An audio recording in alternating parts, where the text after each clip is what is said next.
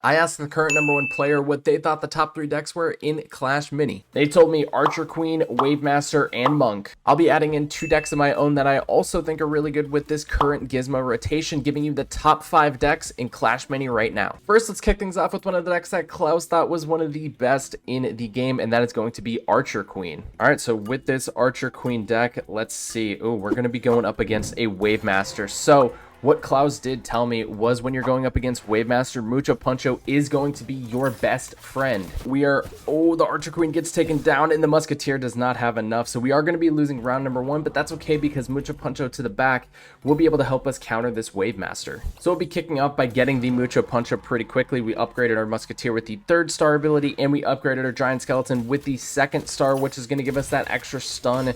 So that way, all of the units that don't get knocked back immediately by the Mucho Puncho like we saw there, the Wave Master did get taken down for a brief moment for that stun, and now the Musketeer is going to be able to help with the knockback. Mini Pekka not going to be able to break through the Mucho Puncho in time, and we're going to be able to secure ourselves a first round victory for us. And it just keeps on going. We are going to start by getting this Musketeer up to level 3. I think this is going to put us in a really good position to win this match, having that extra stun, having the extra stun shot with the Musketeer, but then also getting the stun initially with the Musketeer is going to help us take this Wave Master down. You can see he puts everything on this right side to try to prevent any sort of value from our Mucho Puncho, but the Swordsman gets taken down before it can even do a thing, and now the stun from the Giant Skeleton is also going to prevent this Wave Master from getting anywhere near our Mucho Puncho and our Archer Queen and our Musketeer. You can see Archer Queen's going to trigger the super. The stun is going to be coming up from the Wave Master, but it's not going to be enough, and we're going to be able to secure ourselves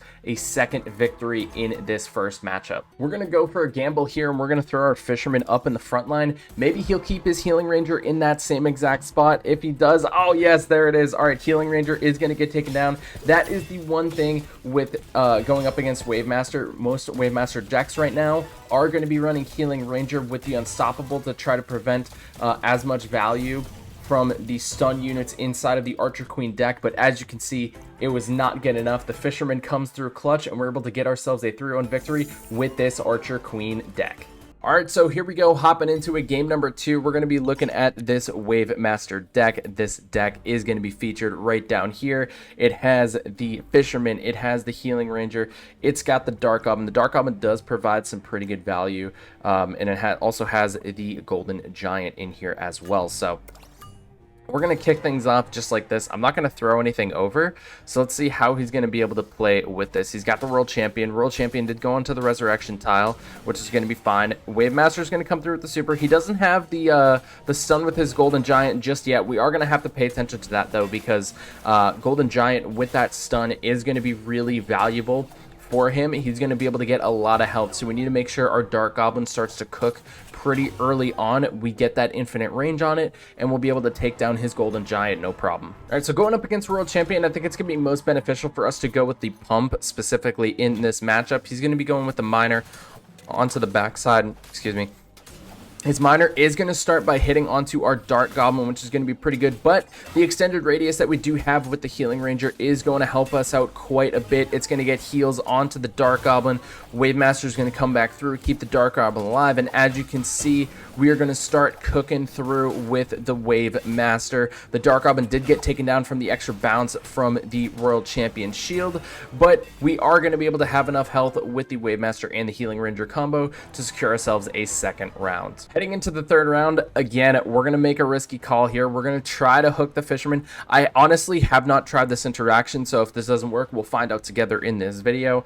I don't know if Fisherman 100% pulls the Miner due to the recent change that the Fisherman got, but we're going to give it a shot. We're going to try it anyway, because if we're able to pull this Miner, this is going to be absolutely clutch for us. If not, we have it on the backside. He went with the Miner onto the Resurrection tile. No problem there, but our Fisherman is, or our Swordsman is, our Wave Master is going to be able to focus on to the Miner, which helped us out quite a bit. Dark Goblin is going to stay focused on to his golden giant. The miner with the cleave was able to take us down, but as you can see, the healing ranger on the backside is actually helping out quite a bit, and I think we'll actually be able to win solely based on the HP that we have with the wave master because of the healing ranger, and we are going to be able to clutch it up. And even with the mucho puncho, healing ranger was too good. If we had to go to a third round, what I would have done was fully upgraded the healing ranger, so that way it would have been 3 stars, giving that an unstoppable, so that way the wave master would not have been affected by the mucho puncho. And the third deck we're going to be talking about that was given to us by Klaus is going to be the monk. The monk is actually a very interesting hero choice this meta, and I do agree with Klaus because Shield Maiden is probably going to be really good this meta. Monk is going to be super helpful, so let's check out this monk deck. So this monk deck is going to be featuring the bowler, the dark goblin, the fisherman, and the giant skeleton. We're going to be talking about the deck list will also be down there. We're not able to get anything with the monk on the clash ability, but we are going to be able to take down the lumberjack at the start. We're going to be able to trigger the king's invulnerability pretty early on, and as you can see, the wizard in the back not going to be able to do much. This is going to be an easy 1-0 victory in the first round for us. So heading into the second round, I think the best thing for us to do is going to be to be able to get that dark goblin with the infinite range. We're going to throw our pump all the way in the back. I'm going to keep the bowler with the clash ability because I want to make sure that because we're going up against the Barbarian King, if we're able to prevent that archer from getting a lot of damage early on, especially to our dark goblin and to our pump, that will be able to help the monk start being able to roll through, and eventually we're going to be going for the extended stun duration on to our monk. Oh, and a beautiful play with the monk right here. We get the silence onto the battle healer, and we're going to be able to take down the battle healer with the monk super. Bowler is going to be able to get the super onto the backside, and this is going to be a quick, clean cleanup. I think this is going to be a very easy 3-0 with how things are cooking so far. All right, so like we said, we're going to get that 2-second stun duration addition on to the bowler because it's going to help us out quite a bit. If he ends up playing archer in the backside, or if he stays with that wizard, the extended stun duration for the bowler will help us out quite a bit. We also have the infinite range onto the dark goblin, which is going to be super key. Let's see if we can pull anything with the fisherman. We do miss, but there it is, the archer on the backside, and now it is going to get stunned. We do get the monk super onto the battle healer, and as you can see, the archer was taken down for just a little bit, and now the stun duration is going to be coming in with the bowler, and this is going to be an easy 3-0. I gotta say, Klaus, gotta give it to you. These 3 decks are really good, and now let's check out the other 2 that I think are going to be really good in this meta also. All right, so Klaus and I did talk about it, and we did say Shield Maiden was going to be pretty good this meta, especially with Archer Queen being one of the better heroes. So let's talk about the Shield Maiden deck that I think will be really good and potentially beat other decks that are in the meta. So of course, the best combination to have with the Shield Maiden is going to be the Battle Healer. The Battle Healer grants healing to the Shield Maiden, so this way, whenever the Shield Maiden receives a successful heal, it will gain energy, meaning every time that Battle Healer is going to be popping that super, Shield Maiden getting the extra energy, so that way she's able to cast so many supers that she can just stay alive and reflect as much damage as possible to the enemy team.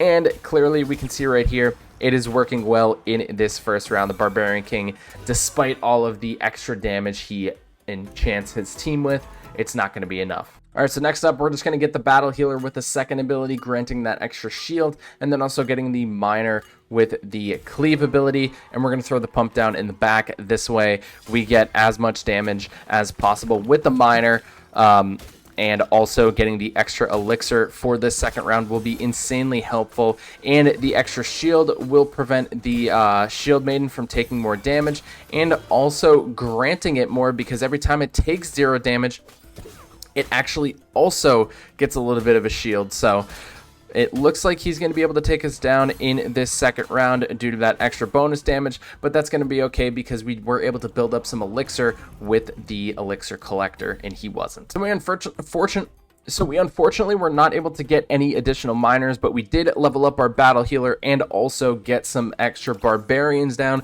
We did go with that rampage ability for the barbarian. Hopefully our barbarian's going to be able to catch the miner on the backside, and it looks like the barbarian's actually going to go to the mini Pekka, which is going to be okay. We're going to get some damage off the start. Miner with the cleave onto the backside is going to be able to do a pretty good amount of damage. We did also put the +2 HP from the battle healer, so now the battle healer is going to be able to start ramping up some damage, and as you can see, this is going to be pretty helpful for us. He is going to be able to get some extra elixir with this round because his pump was able to survive.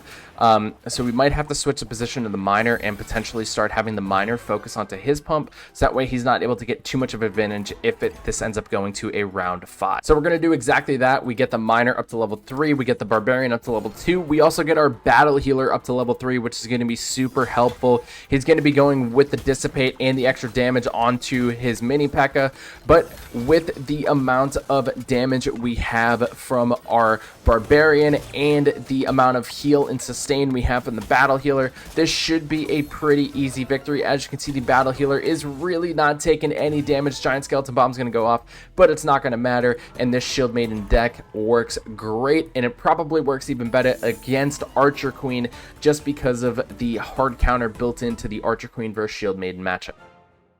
All right, let's finish it off with the Natureborn. Natureborn did get a bug fix recently where its third ability now will last the full effect, and that's going to be the 6-second attack buff. So we're going to be utilizing that to its fullest potential here, and we're going to kick things off with the Lumberjack and the Electro Wizard going up against an Archer Queen here. Archer Queen slated to be one of the better heroes within the game, so we'll see how this is going to play out. We do have the Natureborn. There it is, the damage buff coming into play onto the Lumberjack and to the Electro Wizard. The heals are going to be coming down. We do trigger the invisibility onto the Queen, and I think we should be able to survive. There it is, round 1 victory coming over to us. All right, round 2, we're going to be going for that pump as quick as possible. We grab the Clash ability for the Lumberjack, and we also grab the extended stun duration for the Electro Wizard. With that 3rd star ability, going to be super helpful for us here in the 2nd round. All right, here we go. He does go with the Mucha Puncho on the backside, but again, we do have the range of the Electro Wizard, so that's going to be super helpful for us.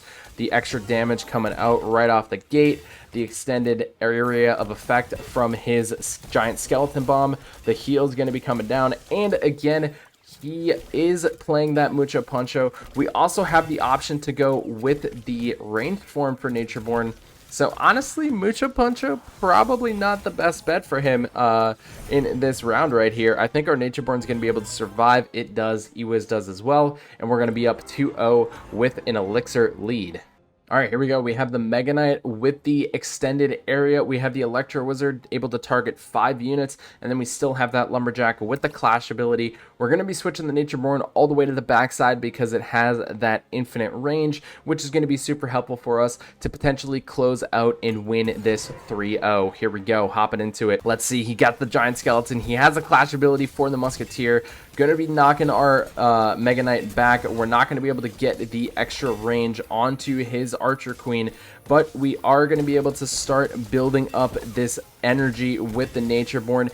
Ewiz going to be able to get the super off.